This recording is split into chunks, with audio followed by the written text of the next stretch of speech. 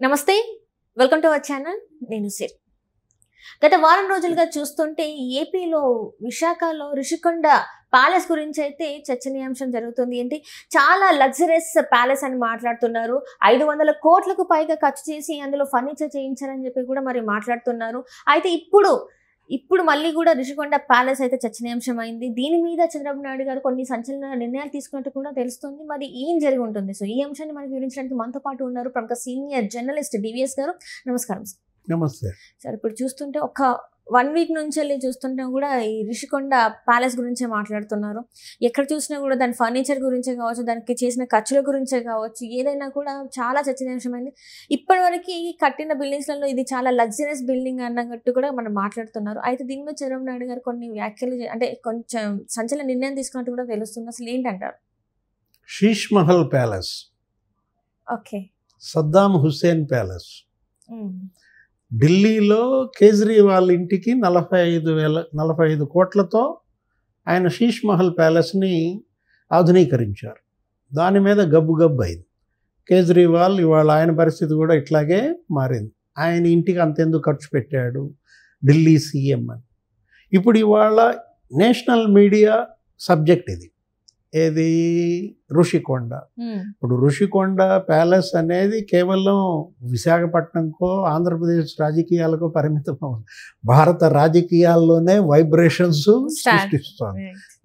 షీష్ Mahal palace అంటాడు, Saddam Hussein palace అంటారు. అర్నవ్ గోస్వామి మనం చూసాం, రిపబ్లిక్ టీవీ కానీ, టైమ్స్ నౌ కానీ, ఇండియా టుడే కానీ ఇదే డిబేట్ల మీద డిబేట్లు వారం రోజులుగా. ఎందుకు ఇంత చర్చ? 36 లక్షల బాత్ టబ్ అవసరమా? ఒక సీఎంకి ఏం స్నానం మామూలుగా పోసుకోకూడదా? షవర్ బాత్ చేస్తే ఇబ్బందా? 36 లక్షల బాత్ టబ్లో స్నానంలో అంత క్వాలిటీ ఏంటి అని అడుగుతున్నాడు ఎవరు? అర్నవ్ గోస్వామి. ఆయన అడుగుతున్న మాటలు ఎలా ఉన్నాయంటే జగన్మోహన్ రెడ్డిని ఇప్పదీసి నుంచోబెడుతున్నారు ఆయన్ని. ఇవాళ ఢిల్లీలో, ఇవాళ దేశవ్యాప్తంగా అన్ని రాష్ట్రాల్లో కూడా జగన్మోహన్ రెడ్డి ఆయన బాత్ టబ్బు, ఆయన సింకు, ఆయన టాయిలెట్లు, ఆయన బాత్రూము, ఆయన బెడ్రూము, వీటిపైన చర్చ. ఏంటంత విలాస పురుషుడా? అసలు ఆయన ఏ ఇల్లు కట్టినా 500 కోట్ల ఇంట్లో తప్ప ఆయన ఉండడా? లోటస్ పాండ్లో 63,000 స్క్వేర్ ఫీట్ ఇల్లు అవసరమా? 500 కోట్లు 1000 కోట్లు ఏది కదిలిచ్చినా. బెంగళూరు యలహంక ప్యాలెస్లో 28 ఎకరాల ఇల్లు కావాలా? 1000 ఎకరాల ఇడుపులపై ఎస్టేట్ మీకు చాలటం లేదా?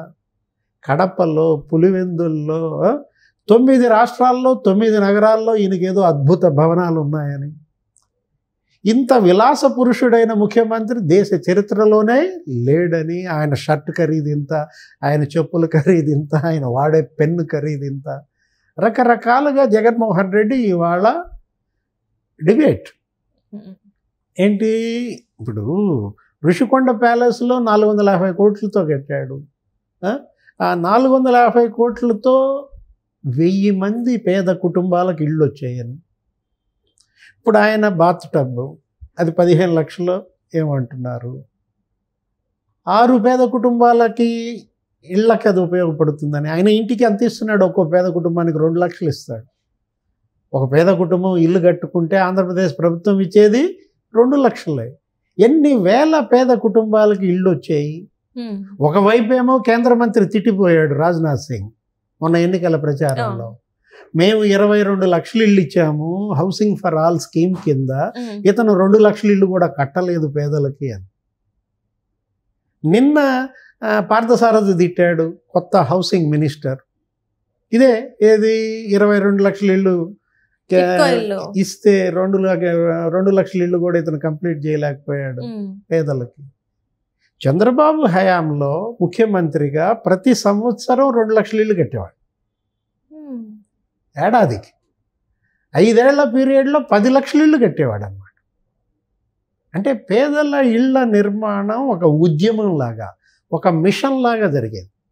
ఎన్టీఆర్ హయాంలో అసలు ఇది బిగిన్ అయిందే అప్పుడు అన్నమాట ఈ ఇళ్ల నిర్మాణం. ఎన్టీఆర్ హయాంలో ఏడాదికి 50,000 ఇళ్ళు కట్టారు. దాన్ని 1,00,000 ఇళ్ళకి తీసుకెళ్ళాడు చంద్రబాబు, మళ్ళీ తనే 2,00,000 ఇళ్ళకి తీసుకెళ్ళాడు.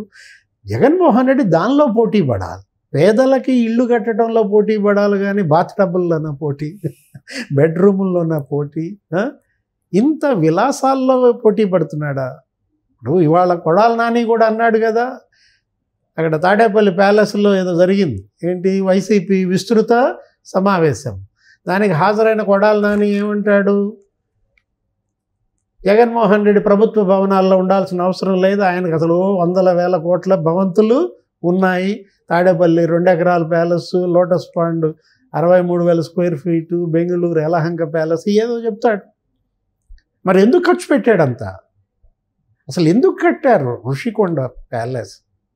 అదేమో ఫస్ట్ స్టార్ హోటల్ అన్నారు, టూరిజం ప్రాజెక్ట్ అన్నారు, తర్వాత రోజే అక్కడ ప్రెస్ మీట్ పెట్టి 3 మంత్ కమిటీ వచ్చింది, సీఎం రెసిడెన్స్ అంది. ఇప్పుడు ఏమంటారు, రాష్ట్రపతి వస్తే ఉండటానికి, ప్రధాని వస్తే ఉండటానికి అంటారు. కొడాలి నాని ఇంకో మాట కూడా అన్నాడు, ఇది ఫర్నిచర్ గురించి గబ్బు గబ్బు అవుతుంది. జగన్మోహన్ రెడ్డి అంతంత ఫర్నిచర్ తీసుకెళ్ళాడు, తన ఇంటికి 30 అడుగుల ఎత్తున పెద్ద కంచేశాడు.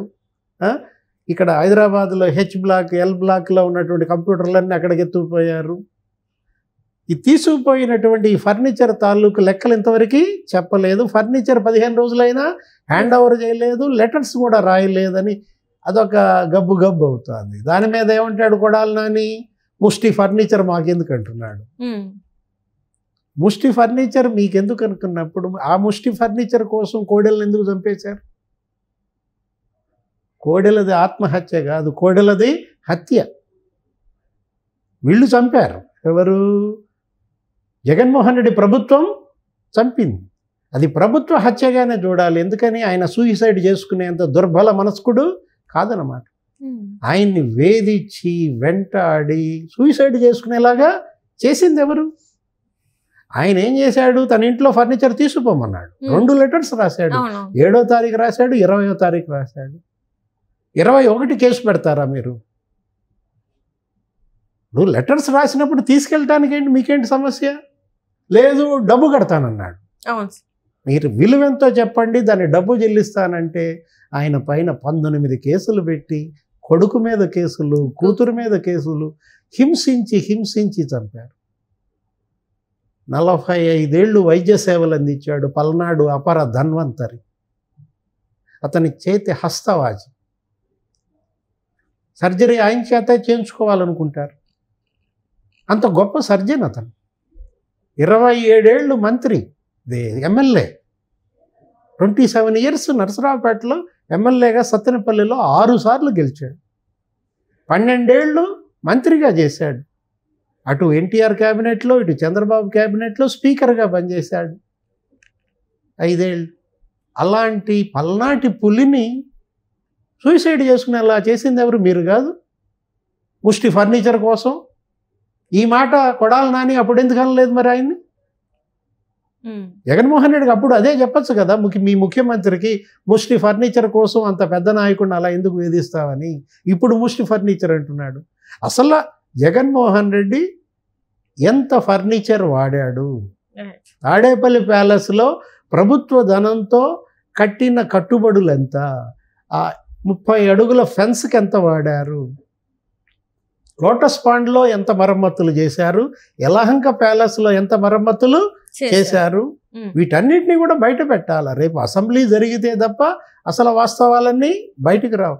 ఋషికొండ మీద కూడా ఒక కమిటీ వేస్తున్నారని, ఒక నివేదిక వస్తుందని, ఆ నివేదికను బట్టి చర్యలు ఉంటాయని లోకేష్ బాబు కూడా అన్నారు.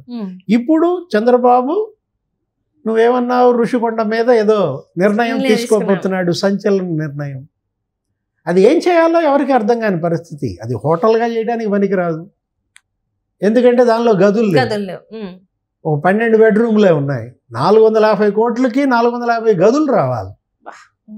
గొప్ప ఆదాయం వచ్చేది టూరిస్ట్ ప్రాజెక్టుగా. ఇప్పుడు దాన్ని ఏదో టాటా ఫరం ఏదో ఇస్తున్నట్టు, టాటా సంస్థకి ఏదో దాన్ని కనుక లీజుకి ఇస్తే, మన హైదరాబాద్లో ఫలక్నామా ప్యాలెస్ని ఎలా అయితే వాళ్ళు ఒక పెద్ద లగ్జరియస్ హోటల్గా డెవలప్ చేశారో, అట్లా దాన్ని కూడా ఫలక్నామా ప్యాలెస్ లాగా చేసి టాటా సంస్థకి అప్పచెప్పి తద్వారా ఆదాయం తెచ్చే ఏర్పాట్లు, ఆ వచ్చే ఆదాయాన్ని ఈ పేదలకు అన్నం పెట్టేది ఏంటి అన్నా క్యాంటీన్లకి ఉపయోగించటం.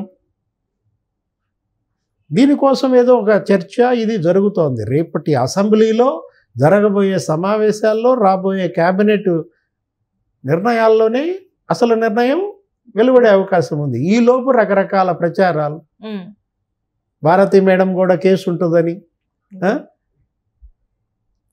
ఆమెవరు అచ్చవ్వ సుప్రియారెడ్డి మీద కేసులు పడతాయని, ఎవరామె పాంథియాన్ డిజైనర్స్ ఇండియా ప్రైవేట్ లిమిటెడ్, ఎందుకు ఆమెకే ఆ డిజైనర్స్ అది ఇచ్చారు, ఇంటీరియర్స్ అన్నీ కూడా 120 కోట్లు ఆమెకే ఎందుకు ఖర్చు పెట్టారు విలాసాలకి. 5 దేశాల నుంచి గ్రానైట్ ఎందుకు తెప్పించారు, వియత్నాం, స్వీడన్, నార్వే, స్పెయిన్.